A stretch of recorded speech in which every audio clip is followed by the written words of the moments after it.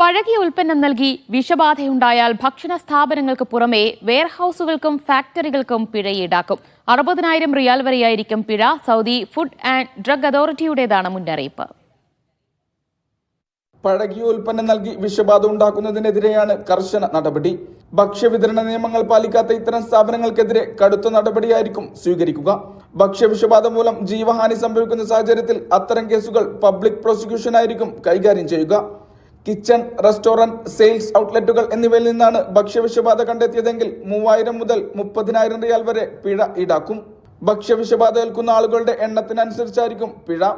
വെയർഹൌസുകൾ, ഫാക്ടറികൾ, ഡിസ്ട്രിബ്യൂഷൻ എന്നീ മേഖലകളിലെ നിയമലംഘനത്തിന് 6,000 മുതൽ 60,000 റിയാൽ വരെ പിഴ ഈടാക്കും.